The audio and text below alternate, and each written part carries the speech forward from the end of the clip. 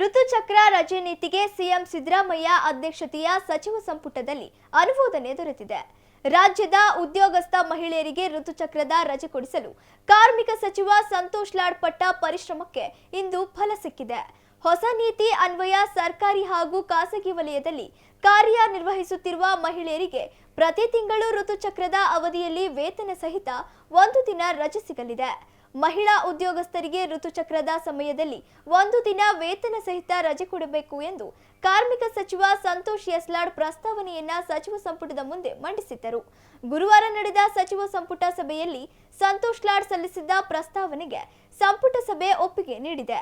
ರಾಜ್ಯದ ಉದ್ಯೋಗಸ್ಥ ಮಹಿಳೆಯರಿಗೆ ಋತುಚಕ್ರದ ರಜೆ ಕೊಡಿಸುವಲ್ಲಿ ಕಾರ್ಮಿಕ ಸಚಿವ ಸಂತೋಷ್ ಲಾಡ್ ಅವರ ಶ್ರಮ ಸಾಕಷ್ಟಿದೆ.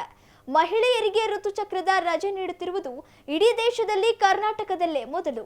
ಈ ನೂತನ ನೀತಿಗೆ ಖಾಸಗಿ ಹಾಗೂ ಸರ್ಕಾರಿ ವಲಯದಲ್ಲಿ ಅಪಾರ ಮೆಚ್ಚುಗೆ ವ್ಯಕ್ತವಾಗುತ್ತಿದ್ದು, ಕಾರ್ಮಿಕ ಸಚಿವ ಸಂತೋಷ್ ಲಾಡ್ ಅವರಿಗೆ ಮಹಿಳೆಯರು ಧನ್ಯವಾದಗಳನ್ನು ಸಲ್ಲಿಸುತ್ತಿದ್ದಾರೆ.